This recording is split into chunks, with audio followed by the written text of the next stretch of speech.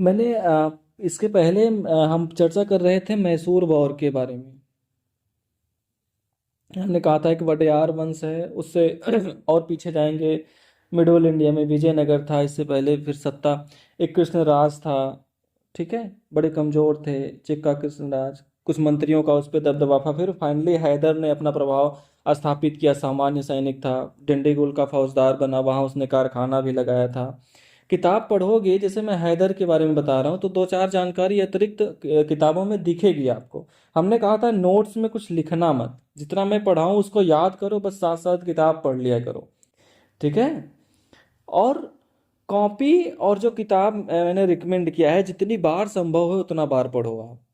कुछ लोग आप में से अलग अलग पूछ भी रहे हैं स्पेक्ट्रम को लेकर के, आप स्पेक्ट्रम पढ़ सकते हैं। हमेशा ध्यान रखना कि चैप्टर नंबर 2, 3, 4 और 8 बिपिन चंद्रा वाली किताब से ही जरूर पढ़ना है आपको, स्पेक्ट्रम के बावजूद भी। ठीक है। अदरवाइज किताब आप पढ़ रहे हो तो वेल एंड गुड, बहुत अच्छी बात है। ठीक है, पढ़ना है। ठीक है, क्लास के बाद आप पूछेगा। जो भी कमेंट आपको करना है क्लास के बाद करिएगा।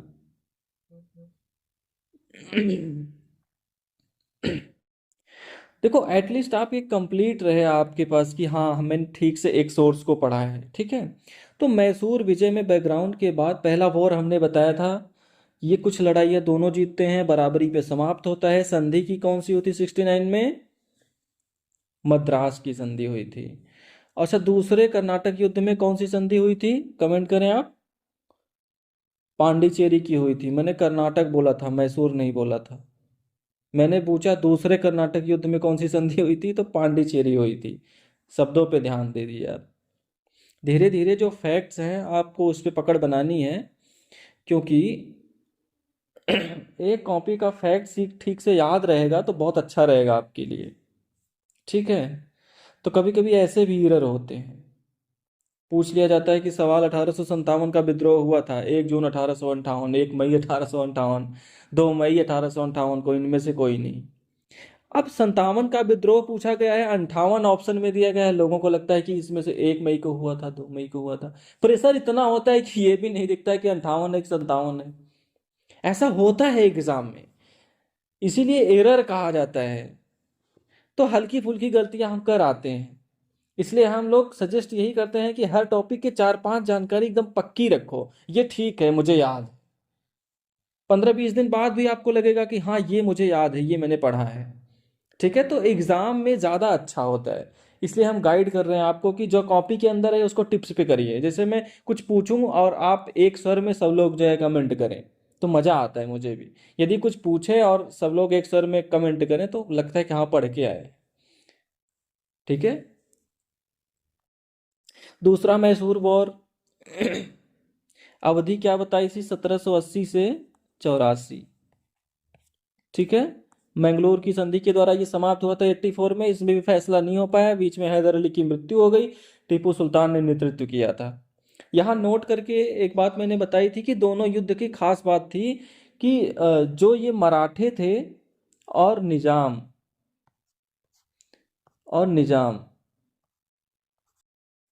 ये कभी अंग्रेजों की तरफ थे तो कभी हैदर की तरफ थे। याद है ना सभी को? जो लालच देके जितना तोड़ ले, क्षेत्र पैसा, ऐसा होता था कुछ खेल। बट अंग्रेजों ने इस बात को समझ लिया था कि भाई स्थल पे यदि हराना है तो इनको हमें साथ लेकर। तो तीसरे और चौथे युद्ध में अंग्रेजों ने इनके साथ दोस्ती बनाए रखी। तो तीसरे और चौथे युद्ध में मैसूर की प्रॉपर हार हो जाएगी। और जैसे मैसूर की हार होगी तो फिर अंग्रेजों के द्वारा निजाम पर शिकंजा कसा जाएगा, फिर पूरी ताकत वो मराठों पर लगा के मराठों को कमजोर कर देंगे। और इस तरह से योजना होती थी उनकी विस्तार की। फिर इसके बाद, इसी के बाद हम लोग थोड़ा टीपू का सुल्तान का जिक्र किया था मैंने पिछले क्लास में। 18वीं सदी के शासकों में बड़ा महत्वपूर्ण माना गया है इसको। पर अंग्रेज इसको मोस्ट डेंजरस एनिमी कहते थे। तो क्यों कहते थे? इसमें 3 बड़ी महत्वपूर्ण बातें हैं जिसको लेकर के चर्चा होती है। एक, इसकी इकोनॉमिक पॉलिसी। जब तक आर्थिक रूप से मजबूत नहीं होंगे तब तक सैनिक रूप से मजबूत नहीं होंगे। किसी ने कुछ उपाय किए इसने कुछ उपाय किया और ब्रिटिश मॉडल पे ही सोच रहा था, जैसे यूरोपियन कंपनियां हैं वैसा क्यों ना हम भी सोचें, कुछ इस तरह की अप्रोच थी। इसको मौका नहीं मिला बहुत ऑर्गेनाइज करने की, कोशिश की इन्होंने। दूसरा हमने कहा था कि मिलिट्री के क्षेत्र में जो थोड़े बहुत इसने प्रयास किए, फ्रांसीसियों की मदद से सेना का आधुनिकीकरण। इसकी सबसे बड़ी उपलब्धि मानी जाती है कि 18वीं सदी में बेसिक पराजित हो गया हो, लेकिन उस दौर में अंग्रेज गवर्नर और अधिकारी कहते हैं कि इसकी सेना अंत तक वफादार बनी रही। यानी लीडरशिप क्वालिटी है, लोगों को पहचानने की क्षमता है, सेना के अंदर समर्पण के भाव को भरने की क्षमता है। वरना आपस में लड़ाना, फूट डालना तो बड़ी सामान्य बात होती थी उस दौर में, नॉर्मल सा फीचर था। तो ये दो पॉइंट्स हमने आपको लिखा दिए थे। ये एक तीसरी बात है, जैसे यूरोप इस समय बदलाव के दौर से गुजर रहा था, ये जो दौर है जिस दौर की हम चर्चा कर रहे हैं, और यूरोप में फ्रेंच रेवोल्यूशन, नेपोलियन और भी तरह तरह के परिवर्तन हो रहे हैं। उन परिवर्तनों का भी प्रभाव टीपू सुल्तान पर देखा गया है। ठीक है, तो आधुनिक विचारों का भी प्रभाव है और ये अंग्रेजों के लिए खतरनाक हो सकता था। तो क्यों खतरनाक शत्रु मानते थे, ये मेजर पॉइंट्स हैं इसके।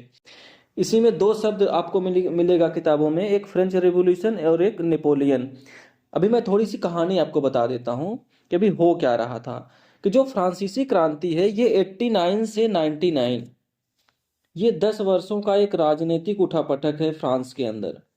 जब यूरोपीय नक्शे पर आओगे आप, मान लो ये यूके का इलाका है, ये फ्रांस का इलाका है, इधर स्पेन है, इधर पुर्तगाल है, ठीक है। यहाँ पे फ्रांस में राजतंत्र था और फ्रांस में बहुत ज्यादा असंतोष था, ठीक है। और वहां की जनता मिडिल क्लास परिवर्तन की मांग कर रही थी, समानता की मांग कर रही थी। वहां बहुत ज्यादा असमानता थी, राजनीतिक, सामाजिक, आर्थिक। तो फ्रांसीसी क्रांति का मेन गोल ही था समानता। और आम लोगों को अक्सर राज्य और धर्म के द्वारा बहुत सताया जाता था।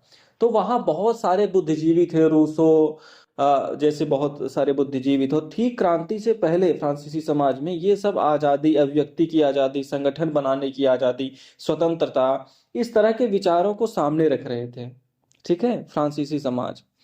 जब राजा बदलाव के लिए तैयार नहीं होता है तो पब्लिक सड़कों पर उतर आती है, हंगामा होता है और फिर लोगों के द्वारा वहां जबरन संविधान बनाया गया, फिर एक नई व्यवस्था हुई। तो 10 वर्षों तक फ्रांस उतार चढ़ाव के दौर से चलता रहा। और उस पूरे 10 वर्षों में फ्रांस में कोशिश की गई कि लोकतांत्रिक सरकार का गठन किया, लोगों को अधिकार दिया जाए, ये सब बातें चली वहां उथल पुथल। तो ये इतना बड़ा बदलाव था कि फ्रांस की पूरी ऊर्जा इसी में उलझ गई, ठीक है।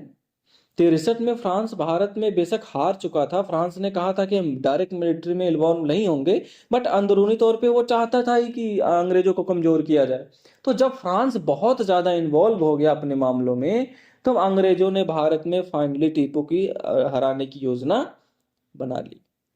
क्योंकि फ्रांस से मदद मिल सकता था टीपू सुल्तान को, रिलेशन बड़े अच्छे थे, विचारों का आदान प्रदान, हथियारों की खरीद बिक्री, ये सब होती रहती थी। तो ये फ्रेंच रेवोल्यूशन, इसका जिक्र करते हैं हम लोग तीसरे और चौथे विश्व युद्ध में, तीसरे और चौथे एंग्लो युद्ध में। जब मैसूर को जीता गया तो फ्रांस पूरी तरीके से डिस्टर्ब था। ये क्रांति विश्व इतिहास में न केवल फ्रांस और यूरोप में एक मील का पत्थर मानी जाती है, माइलस्टोन मानी जाती है। क्योंकि इसी क्रांति के द्वारा पहली बार पब्लिक सड़कों पर उतरकर अधिकारों की मांग करती है। दुनिया में इतने बड़े बदलाव हुए हैं, फ्रांसीसी क्रांति, रूसी क्रांति, कुछ क्रांतियों का बहुत अत्याधुनिक रोल है। जब ये घटनाक्रम चल ही रहा था तो फ्रांस का एक शख्स है नेपोलियन, वहां की अस्थिरता का लाभ उठाकर फ्रांस की सत्ता पर बैठ गया 1799 में।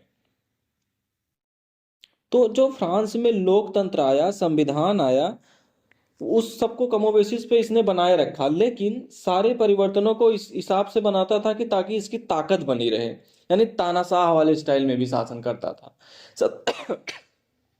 1799 से 1815 से इसने क्या किया, ब्रिटेन के अलावा लगभग पूरे यूरोप को इसने डायरेक्ट जो है या इनडायरेक्ट उठा पटक कर दिया, जर्मनी, इटली, ऑस्ट्रिया। तो फिर इतना ज्यादा हलचल था कि ठीक ठीक लोग यूरोप में इन्वॉल्व हो गए थे, फ्रांस भी उसमें अच्छा खासा इन्वॉल्व था। तो लगभग 25-30 वर्षों तक फ्रांस आंतरिक मामलों में ही उलझा रह गया।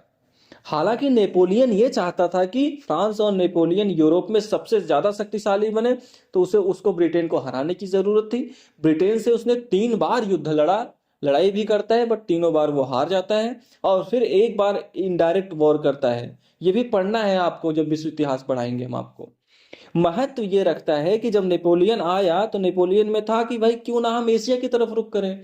और जब नेपोलियन इजिप्ट पर अभियान करता है, मिस्र को जीतता है, मिस्र के नक्शे पर ध्यान है सभी को, भूमध्य सागर जब आप नोटिस करोगे तो नॉर्थ ईस्ट अफ्रीका, ठीक है, इजिप्ट, मैप थोड़ा देखा करिएगा आप। ऐसे भी एक आदत डाल लेना, यूरोप, एशिया, केवल देखना कि कौन राष्ट्र कहां पर है, ठीक है।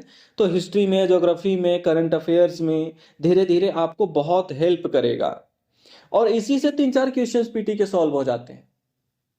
हर एक बार कुछ ना कुछ अब जो है न्यूज में रहते हैं। यदि आपको नॉर्मली आदत पड़ गई ना कि ये चीजें यहाँ चल रहा है, यहाँ चल रहा है, ये चीज यहाँ चल, तो क्वेश्चंस आप पकड़ लोगे। एवरी ईयर 3 से 5 क्वेश्चंस जो है पूछे जाते हैं प्रीलिम्स के अंदर। उसकी पढ़ाई नहीं हो सकती है, वो खुद करना होता है आपको, और अवेयरनेस की चीज होती है वो, ठीक है। तो नेपोलियन जब इजिप्ट की तरफ आता है तो ब्रिटेन चौकन्ना हो जाता है कि ऐसा तो नहीं है कि ये कहीं भारत की तरफ अभियान ना करे। जब नेपोलियन का उत्थान होता है तो टीपू सुल्तान ने भी एक पत्र लिखा नेपोलियन को, जब तुम मिस्र आ ही रहे हो तो थोड़ा और आगे बढ़ो, थोड़ा मदद करो, ठीक है। तो ऐसा जिक्र मिलेगा किताबों में प्रायः। बस थोड़ा इस समय जो है यूरोप या दुनिया में कहीं भी बदलाव हो रहा है उसका फर्क पड़ता है। एक और जिक्र मिलेगा आपको, बस क्लियर अभी आप डेट याद रखिएगा, घटनाएं आपको याद रहे ना रहे कि हाँ ये अवधि इस समय ऐसा कुछ हो रहा था किताबों में।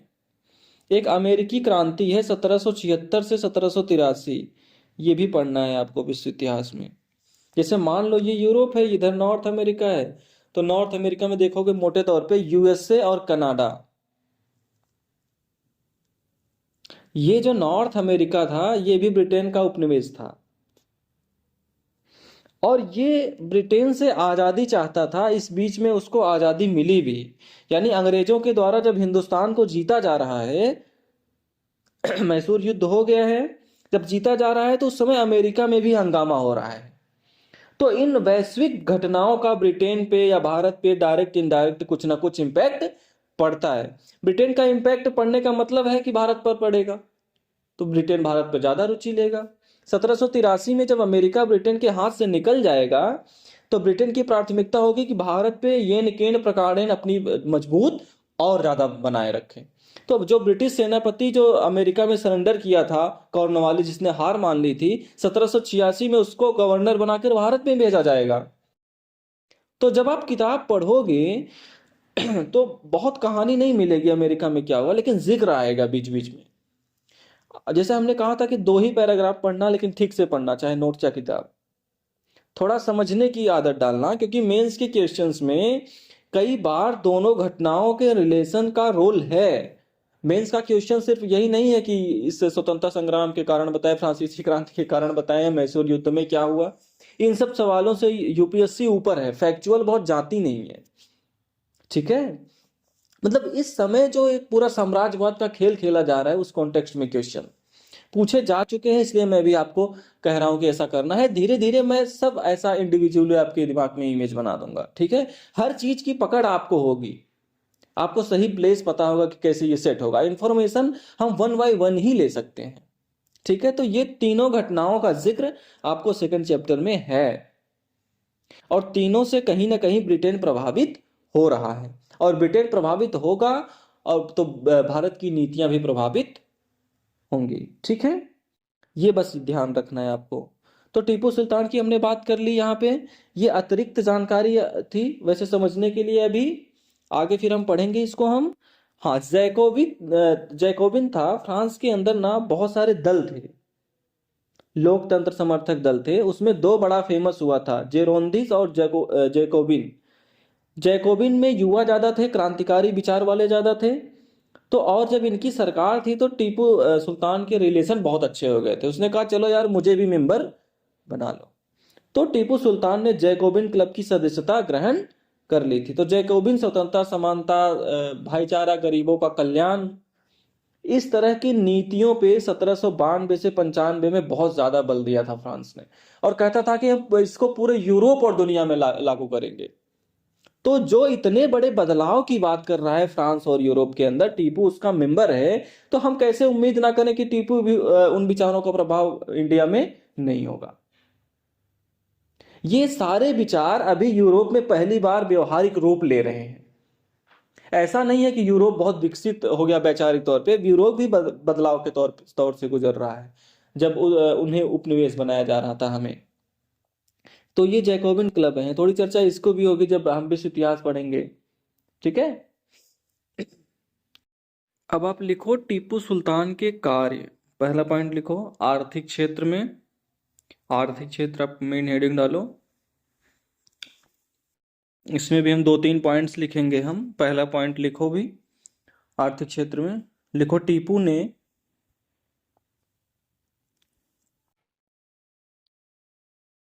ने मध्यस्थों को समाप्त कर, मध्यस्थ यानी इंटरमीडियरीज, जमींदारों की बात की जाती है, मध्यस्थों को समाप्त कर किसानों से प्रत्यक्ष संपर्क स्थापित किया, किसानों से प्रत्यक्ष संपर्क स्थापित किया, और इससे राजकीय आय में भी वृद्धि हुई, राजकीय आय में भी वृद्धि हुई।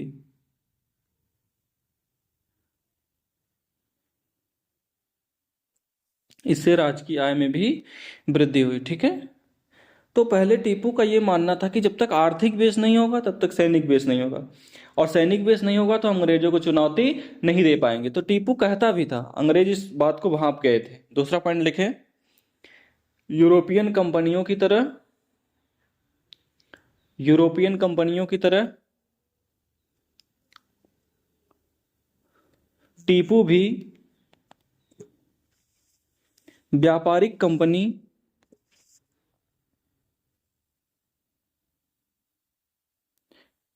की स्थापना का इच्छुक था, व्यापारिक कंपनी की स्थापना का इच्छुक था।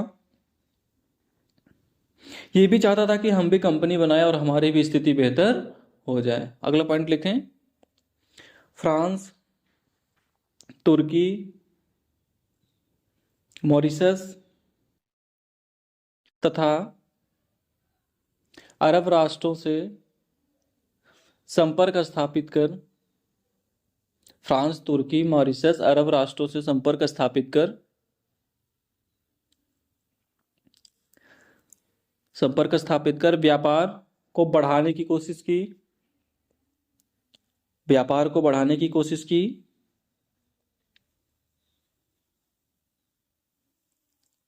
इसी में अगला पॉइंट लिखो टीपू सैनिक कारणों से भी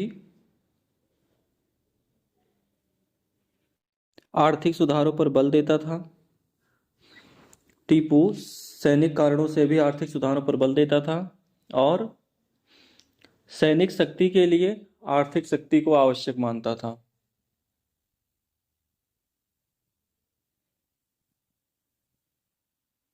और सैनिक शक्ति के लिए आर्थिक शक्ति को आवश्यक मानता था।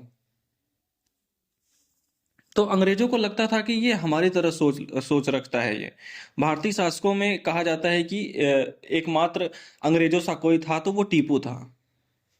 अदरवाइज सोच उसकी थी कि अंग्रेजों की क्षमता को समझता था कि कैसे इनकी अमेरिका यूरोप में शक्ति है। ये सब टीपू के अवेयरनेस के कारण भयभीत रहते थे अंग्रेज। लिखो सैनिक क्षेत्र में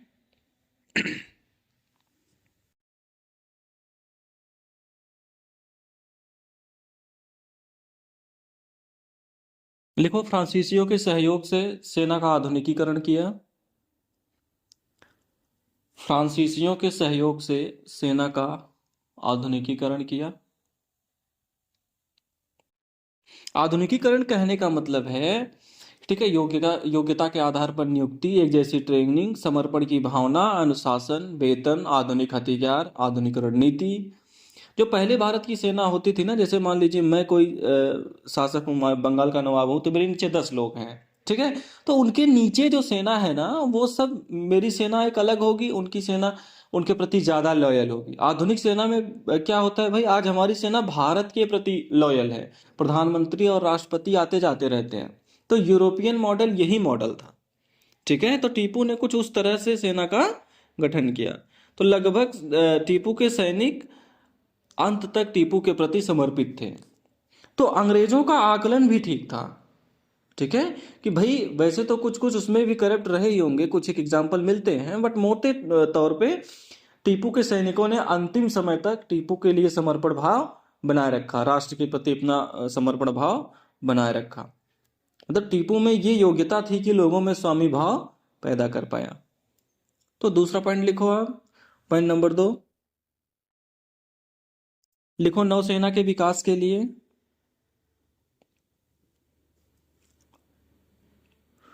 लिखो, नौसेना के विकास के लिए डॉकयार्ड का निर्माण। डॉकयार्ड, नौसेना घाट कह लीजिए आप इसको। ठीक है, डॉकयार्ड का निर्माण। इसने पूरी एक योजना बनाई थी कि नौसेना के कितने जो है जहाज होंगे, सैनिक होंगे। अंग्रेजों ने मौका नहीं दिया इसको बहुत इंप्लीमेंट करने का, कुछ कुछ किया, इसने पूरी तरीके से इंप्लीमेंट नहीं कर पाया सेना में। ठीक है भाई, जब तुम कमजोर हो तभी तो हम तुम पे प्रहार करेंगे ना। एक और पॉइंट लिखो, ब्रिटिश विरोधी राष्ट्रों से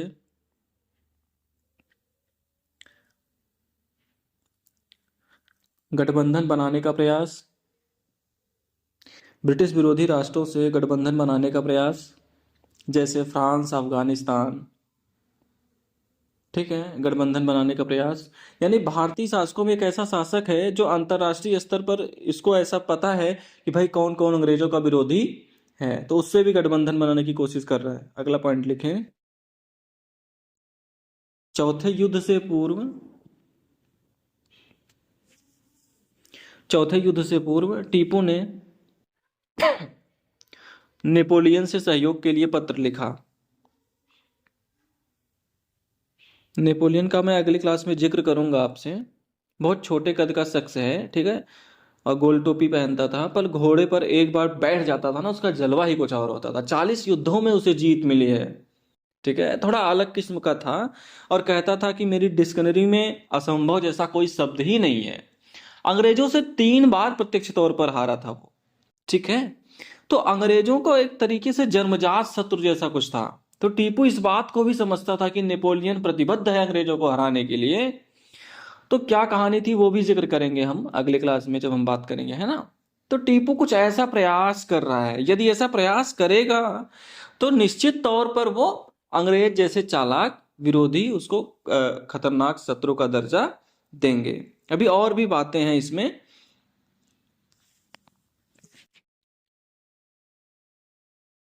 दो पॉइंट्स हमने लिख लिए हैं। एक तीसरी बात है कि जैसे यूरोप जो है इस समय बदलाव के दौर से गुजर रहा था, जिस दौर की हम चर्चा कर रहे हैं, और यूरोप में फ्रेंच रेवोल्यूशन, नेपोलियन और भी तरह तरह के परिवर्तन हो रहे हैं। उन परिवर्तनों का भी प्रभाव टीपू सुल्तान पर देखा गया है।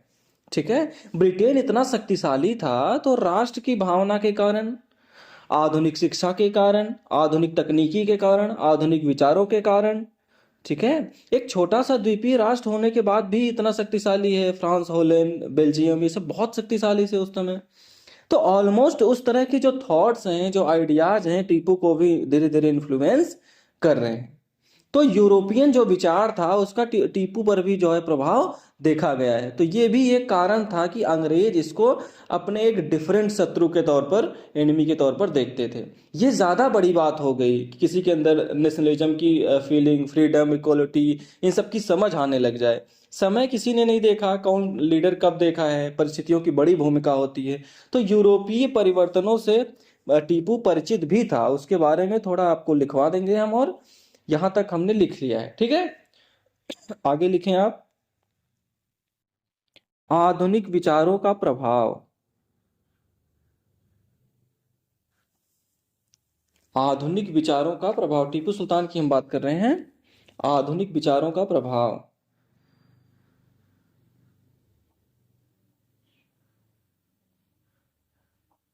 लिखो, फ्रांसीसी क्रांति से संबंधित, फ्रांसीसी क्रांति से संबंधित समानता, स्वतंत्रता,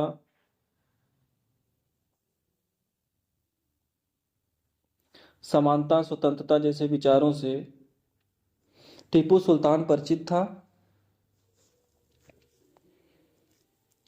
समानता स्वतंत्रता जैसे विचारों से टीपू सुल्तान परिचित था।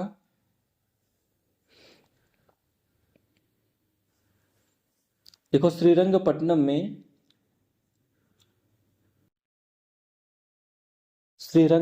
में स्वतंत्रता की याद में वृक्ष लगाया। स्वतंत्रता की याद में वृक्ष लगाया, वृक्षारोपण, पेड़ लगाया।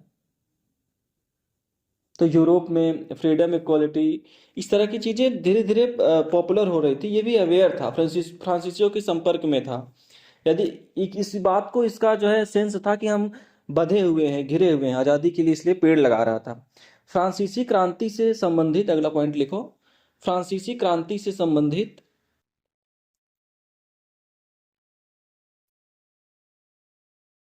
फ्रांसीसी क्रांति से संबंधित जैकोबिन क्लब का सदस्य था। अभी मैं बता रहा हूं सबके बारे में।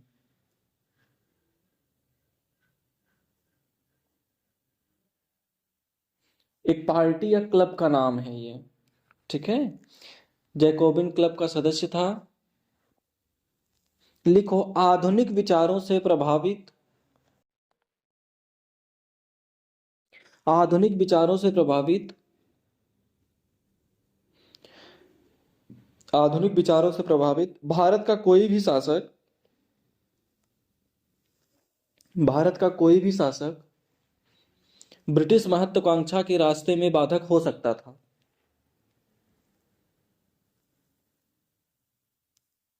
महत्वाकांक्षा के रास्ते में बाधक हो सकता था।